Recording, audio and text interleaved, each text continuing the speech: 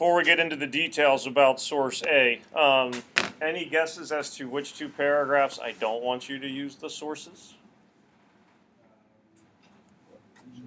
Intro would be one.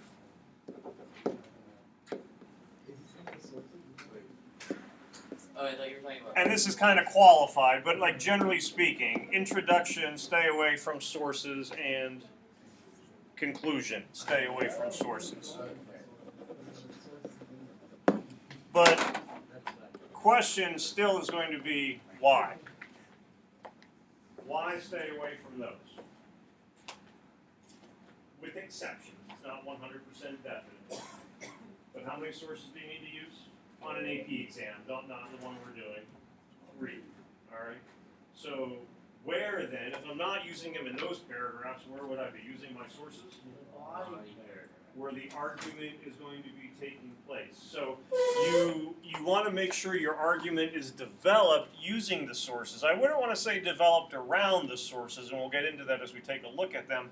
But if I use one source in my intro, one source in a conclusion, one source in a body paragraph, and I'm going, look at me, I got a 3. If I'm an AP reader, I'm really going, yeah, but you probably really only developed an argument using one. Those other 2 were kind of tacked on. If in my body paragraphs I use 3 sources, then I use a source in my intro as a hook, and I use something from another source as part of a clincher and a conclusion, and my total is 5, but I still have the minimum 3 in the body paragraph, I think at that point you would be okay. So, Heath, if you see something that you think would be a great hook, you can use it, but don't expect that to really, truly count as one of those 3 sources you have to use. So, can you use stuff for next week when we're doing civil disobedience and whatnot in your attention grabber? Sure, but you just don't want that to be like, well, this is the main way I'm using one of those required sources. Content, the body paragraphs really would be where that should be at. We don't have to start in the chronological order, going with A. We can if you want, but what are some sources and why that you could definitely see yourself utilizing when you're putting together an argument? Nope, I don't think so. Jesse, did you steal it? And no one was in your 3rd period, so. Alright. Don't think so. Good luck. So it's B. As in Bill Clinton and boxers or briefs. So what about it? As in, this, like, I did this, like, I chose my sources based on, like, taking the position that television is negatively affected, like, presidential elections. And so, the number of arguments that they, or the number of, like, rules that they give, number 1. Like this stuff down here? Yes, number Okay. 1 I thought was really good. Something I'll probably use. So number 1 more so than 2 and 3? Yeah. Okay. And you're going with the idea that, and not that, nothing wrong with saying negative impact. We're not responsible for going, it's been a positive or a negative, just what the impact has been. But you're going that overall it's had a negative influence, a negative impact, because it has pretty much made them Yeah, it's made them focus. more celebrity status. Yeah. Okay.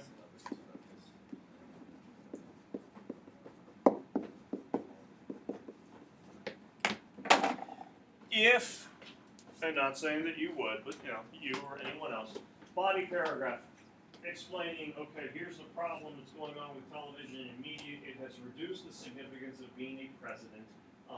Not maybe the significance of being president, but it has reduced the role of being president or a leader to the point where we simply judge them as celebrities. And that's basically all that your argument consists of. What's the problem?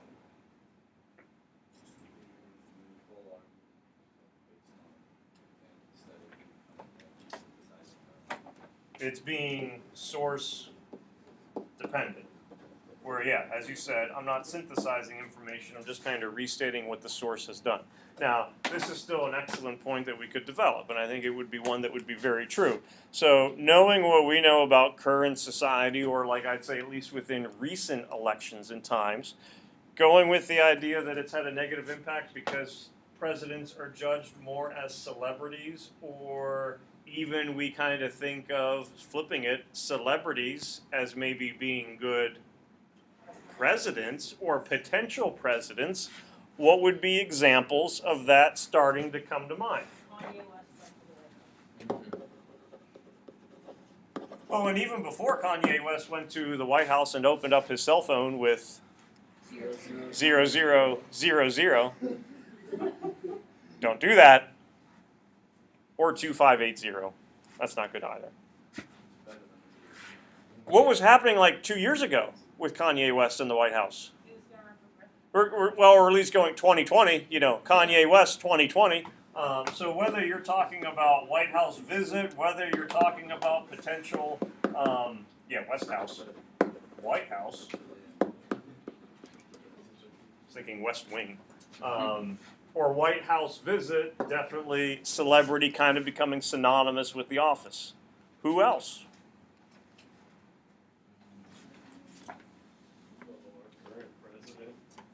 I mean, we talked yesterday about, is it political? Is it more going back to The Apprentice as kind of setting that Hollywood standard a little bit? We mentioned Ronald Reagan, where before he was kind of the outlier as a former, maybe not full-fledged Hollywood celebrity, but at least Hollywood actor, someone who was familiar with how to use, optics and things of that nature, where now it is certainly becoming more apparent with President Trump. The Apprentice certainly helped probably getting name, face, familiarity out there, a different way of looking at him as opposed to what have been before.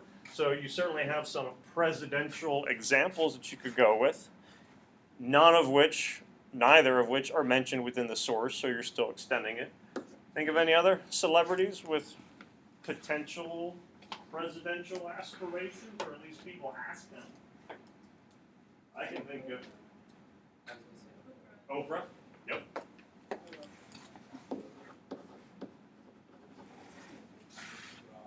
And the nice thing about her, as an example, not only do you have a celebrity who were, kind of judging presidents maybe with celebrity status, but much like, with The Apprentice before, you have someone with a very deep, rich TV background, that would go along with it.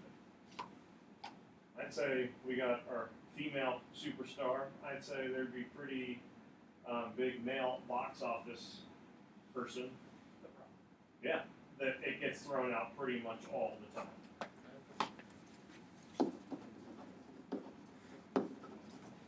Where, and really, when you think about Dwayne Johnson, personalities, images, you have Hollywood actor, you have collegiate football player, you have WWE, was WWF at the time, wrestler. So someone who is certainly familiar with presenting different personas. Right away we go, hey, you could be good president of the United States. Plus he was in a Disney movie, so. And you could also sing the national anthem well. But there's a big difference between an essay going that, TV's had a negative impact, or technology, media's had a negative impact because it's kind of reduced the importance of being president or the role, to it's had a negative impact in the sense that now we look at people who already are celebrities as they would be a good fit for a president, such as run through your list, as opposed to maybe more politically seasoned, and you could argue that's good or bad in its own right, but you're coming up with examples now to kind of support the source, where now the argument's not source dependent, but I'm really using the source to validate my argument that look what's happened, we've kind of reduced the significance of that role of that office. I was also thinking, for the paragraph, you could also do a case that's media and television focuses more on drama and stuff, like they do with celebrities. Well, and what genre of show really has probably dominated the 21st century on TV? Like in the 80s and 90s were sitcoms. 2000 on is really reality TV. Like when I don't know when your Survivor started and whatnot, but like Survivor, Big Brother, those were like the big ones. And even MTV had some before that. It was like Real World. but now pretty much everything is reality TV based, and okay, we've seen what normal people are like. Now let's get reality TV in the Oval Office, in the White House, in different aspects that before COVID kind of closed off to us. So it's almost like TV is forcing us that we want to branch our ideas into other places, and now, hey, let's go into politics. So B, definitely option. Yeah, that'd be good. Yeah, Schwarzenegger, good example with governor of California. Obviously, you're going from, movie actor or person who's in movies, maybe not actor, but well, and even with the example that's in here with Bill Clinton, with the kind of questions that you'd ask and whatnot, just being on the TV circuit is important. Whether him being on MTV, if you're really going to be a presidential candidate, you kind of have to go on Jimmy Fallon or go see Colbert or that whole circuit, be a host on where they're going to make fun of you, but that's a way that you kind of have to start to appeal to other people.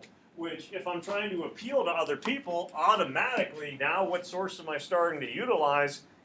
Television with its penetration, its wide geographical distribution and impact, it's creating that link between people and the American office that wasn't necessarily there before. So if I'm mentioning that, okay, it still could be a negative impact, that Jesse was kind of throwing out that it's making the office less important, but candidates feel the need to go onto those programs because it gives them a better connection, or at least a voting connection with the populace. I've, in a way, kind of knocked out two sources. I mentioned Saturday Night Live, I'm good to go at that point, or any of those other talk shows that people would absolutely be on. Bill Clinton was playing the saxophone when he was making the tour, because that was a way that people didn't look at him as necessarily being a politician, but they looked at him as being a regular person. Well, and he was, after he got elected, there would be like photo ops and things where he would go running, because his weight was a big issue that people had problems with, so he would be jogging, throughout DC. I mean, he got, Secret Service and FBI with him, but where would he stop? Right before he would go back home, did all this exercise. I need a snack. He'd go to McDonald's. So, president's jogging, goes, gets his fries, heads back to the White House. Why do that stuff? Because people see you in a different light, not as we think of former stuffy presidents, but we're trying to make that connection with other people. What else? What other sources? Source C. Source C. We gotta go ABC. Nina, what do you like about C? Well, we were talking about like the image stuff, so like the part where it's talking about Kennedy winning that debate. Mm-hmm. And I think C is a great source to use. When I've done this one before as like an essay, in class or whatnot, I do feel that C is the one that has the greatest potential to just be summarized, where people will go, and that's why image is more important than content, because Kennedy won the debate and Nixon lost because he wasn't dressed properly, had poor makeup, where they're basically kind of restating all of that stuff. So, same idea, can you think of any ways in which this holds true beyond 1960? It's certainly like a transition, a shift that kind of starts to happen. Now, why do people worry about image? Or how can you tell that people worry about image, whether it be presidential debates or whether it just be the way that they're perceived on TV? Because it certainly didn't help Nixon. How can you tell that people focus on it without saying the same stuff we just said for sources A and B? And that's what kind of makes it tricky sometimes. Anything come to mind? Even on social media, it's like, oh, this person wore this, and it's like worth like $12,000. Like the media paying closer. It's like, I was talking about more people while wearing this $12,000 vest or whatever. Okay, so the issue could be like slightly a little bit different, but we're talking about the details that might not necessarily be part of the conversation that was originally taking place, but that original conversation could be kind of skewed based on what somebody is wearing, where someone's visiting. Yeah, if you're making a trip to like a humanitarian trip to, you know, say Haiti gets devastated by a hurricane and you're wearing an Armani suit and Gucci shoes, yeah, that's certainly going to have a little bit of an issue, and there could be some fallout that could take from it. What else? Do you watch debates? Jack, you said yeah. Why? Well, I mean, like, the big thing there is it's, like, kind of interesting to actually see the different candidates, like, interact. But it more so just, like, puts them on the spot to, like, actually say, hey, this is what I think should happen. And, like, all of that. Pretty much. It's like, this is how they would react when they are actually questioned about X, Y, and Z. Okay. So you still, and not saying that you're the only person, and how dare you, but you still see it as a way to kind of get authentic reactions from candidates to see what their beliefs could be on specific issues, or how they could handle adversity and things like that. We kind of talked a little bit yesterday, you know, where like the Reagan image of not wearing the coat, not having the big hat on, scarf, and all that kind of stuff. He was trying to prove visually how he could handle adversity and not come off as being weak. Depending upon the way that a person answers a question on the debate, if the candidate's going to make you uncomfortable, how are you going to be able to face down world leaders and all that kind of stuff? You know, certainly with it. So there's certainly an optic thing that would take place. You were going overall, it's negative impact, but there's still a what with debates. And this could kind of be like a qualification or a little bit of like an exception.